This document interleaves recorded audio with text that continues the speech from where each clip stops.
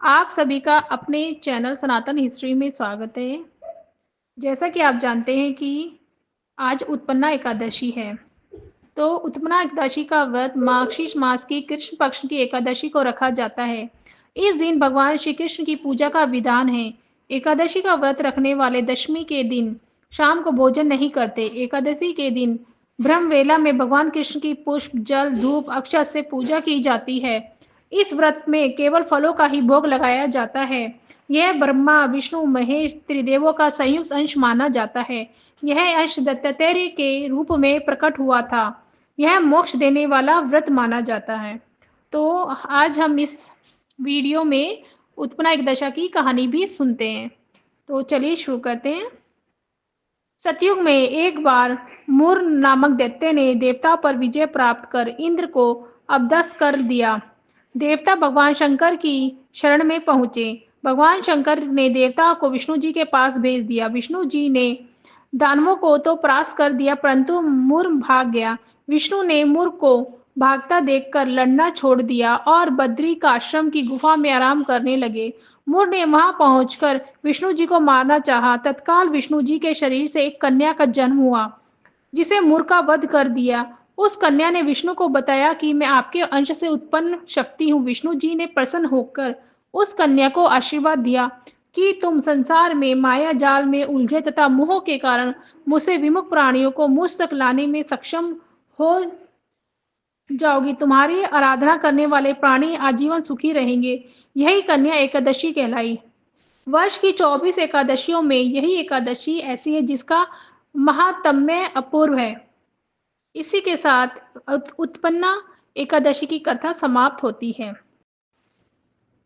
इसी के साथ एक कथा और प्रचलित है जो इस वीडियो में आप सुनने जा रहे हैं। राजा युधिष्ठिर ने श्री कृष्ण से पूछा, भगवान, तीनों लोकों में लक्ष्मी दुर्लभ है, पर व्रत, होम, तप, जप, नमस्कार आदि किस कर्म के करने से स्थिर लक्ष्मी प्राप्त होती है? आप सब कुछ जानने वाले हैं, कृपया करके उसका वर्णन करें। भगवान श्री कृष्ण बोले, महाराज, सुना जाता है कि प्राचीन काल में भृगु मुनि की ख्याति नाम की एक स्त्री से लक्ष्मी का आविर्भाव हुआ। भृगु ने विष्णु भगवान के साथ लक्ष्मी का विवाह कर दिया। लक्ष्मी भी संसार के पति भगवान विष्णु को वर के रूप में प्राप्त कर अपने को कर्तार मानकर अपने कृपा कटाक्ष में संपूर्ण जगत को आनंदित करने लगी। उन्हीं से प्रजाओं में क्षेम और सुभिक्ष होने लगा। सभी उपद्रव शांत हो गए। ब्राह्मण हवन करने लगे, देवगण भविष्य भोजन प्राप्त करने लगे और राजा प्रसन्नता पूर्वक चारों वर्षों वर्णों की रक्षा करने लगे। इस प्रकार देवगणों को अतीव आनंद में निमन देखकर विरोचन आदि दैत्यगण लक्ष्मी की प्राप्ति के लिए तपस्या एवं यज्ञ आदि करने लगे। वे सब भी सदाचारी धार्मिक हो गए। फिर दैत्यों के पराक्रम से सारा संसार आक्रांत हो गया। कुछ समय बाद देवता को लक्ष्मी का मद हो गया। उन लोगों के शौच, पवित्रता, सत्यता और सभी उत्तम आचार नष्ट होने लगे। देवता को सत्य और आदिशील तथा पवित्रता से रहित देखकर लक्ष्मी दैत्यों के पास चली गई और देवगण श्री विहीन हो गए। दैत्यों को भी लक्ष्मी की प्राप्ति होते ही बहुत गर्व हो गया और दैत्यगण परस्पर कहने लगे कि मैं ही देवता हूँ, मैं ही यज्ञ हूँ, मैं ही ब्राह्मण हूँ, संपूर्ण जगत मेरा ही रूप है। ब्रह्मा, विष्णु, इंद्र आदि सब मैं ही हूँ। इस प्रकार अतिशय अहंकार युक्त हो वे अनेक प्रकार का अनर्थ करने लगे। अहंकार मति दैत्यों को की भी यह दशा देखकर व्याकुल हो वह भृगु कन्या भगवती लक्ष्मी क्षीरसागर में प्रविष्ट हो गई। क्षीरसागर में लक्ष्मी के प्रवेश करने से तीनों लोग श्रीविहीन होकर अत्यंत निस्तेज से हो गए। देवराज इंद्र ने अपने गुरु बृहस्पति से पूछा, महाराज, कोई ऐसा व्रत बताइए जिसका अनुष्ठान करने से पुनः स्थिर लक्ष्मी की प्राप्ति हो जाए। देवगुरु बृहस्पति बोले, देवगण, मैं इस संबंध में आपको अत्यंत गोपनीय श्री पंचमी व्रत का विधान बतलाता हूँ। इसके करने से आपका अभिशिष्ट सिद्ध होगा। ऐसा कहकर देवगुरु बृहस्पति ने देवराज इंद्र को इसकी पूरी विधि बतलाई। तदनुसार इंद्र ने उसका विधिवत आचरण किया। इंद्र को व्रत करते देख विष्णु आदि सभी देवता, दैत्य, दानव, गंधर्व, यक्ष, राक्षस, सिद्ध, विद्याधर, नाग, ब्राह्मण, ऋषिगण तथा राजगण भी यह व्रत करने लगे। कुछ काल के अनंतर व्रत समाप्त कर उत्तम बल और तेज पाकर सबने विचार किया, समुद्र को मत कर लक्ष्मी और अमृत को ग्रहण करना चाहिए। यह विचार कर देवता और असुर मंदर पर्वत को मथानी और वासुकी नाग को रस्सी बनाकर समुद्र मंथन करने लगे। फलस्वरूप सर्वप्रथम शीतल किरणों वाली अति उज्ज्वल चंद्रमा प्रकट हुए। फिर देवी लक्ष्मी का प्रादुर्भाव हुआ।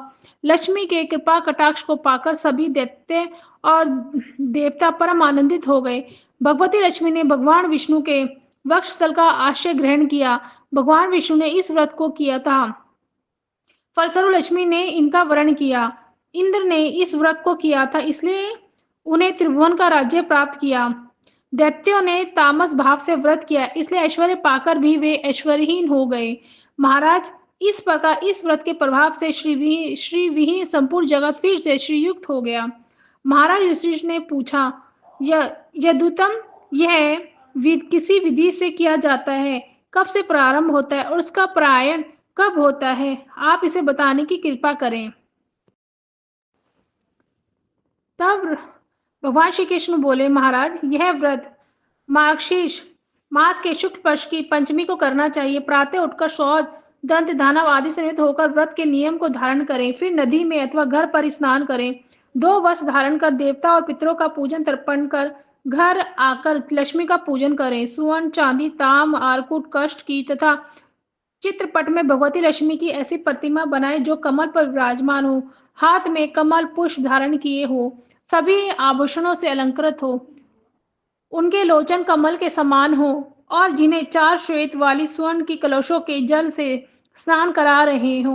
इस प्रकार की भगवती लक्ष्मी की प्रतिमा बनाएं और उन पर पुष्प अर्पण करें और अभिषेक करें और तथा ओम श्री नमः क्षीर पूज यामी आदि नाम मंत्रों से पैरों से लेकर सिर तक पूजा करें। इस प्रकार प्रत्येक अंग की भक्ति पूर्वक पूजा कर अंकुरित विविध धान्य तथा अनेक प्रकार के फल नैवेद्य के रूप में देवी को निवेदित करें। तदंतर पुष्प और कुकुम आदि से सुवासिनी स्त्रियों का पूजन कर उन्हें मधुर भोजन कराएं और प्रणाम कर विदा करें।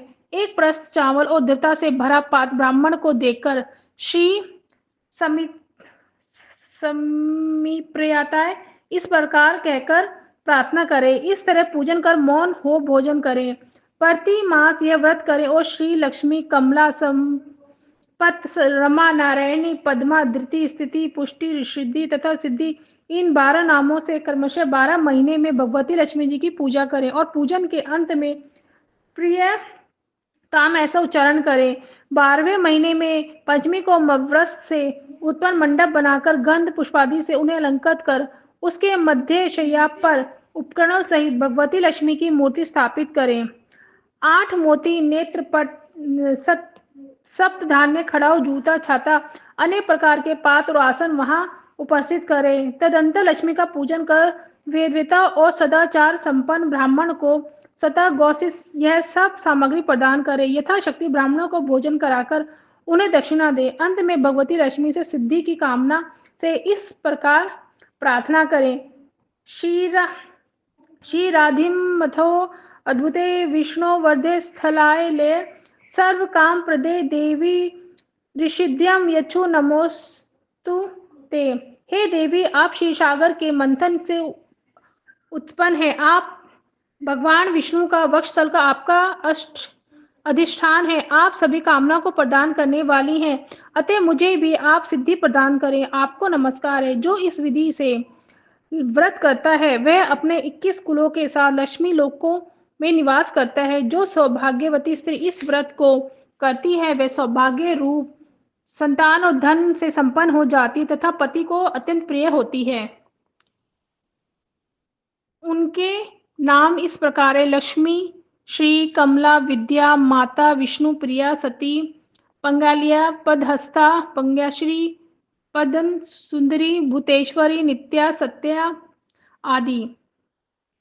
जो प्रातः काल उठकर इन संपूर्ण नामों का पाठ करता है उन्हें बहुत बड़ी संपत्ति और विशुद्ध धन्य धारण की प्राप्ति होती है। जिनके श्री अंगों का रंग सुवर्ण के समान सुंदर एवं गौर है, जो सोने चांदी के हारों और सुशोभित और सबको आलंकित करने वाली है। भगवान श्री विष्णु से जिनका कभी वियोग नहीं होता, जो स्वर्णमयी कांति धारण करती है, उत्तम लक्षणों से विविध होने के कारण जिनका नाम लक्ष्मी है, जो सब प्रकार की सुगंधों का द्वार है, जिनको प्राप्त करना कठिन है, जो सदा सब अंगों से पुष्ट रहती है, गाय के गोबर, सूखे गोबर में जिसका निवास है, और तथा समस्त प्राणियों की अधीश्वरी है, उस भगवती श्री देवी का मैं यहाँ आह्वान करता हूँ। इसी के साथ यह कथा समाप्त होती है।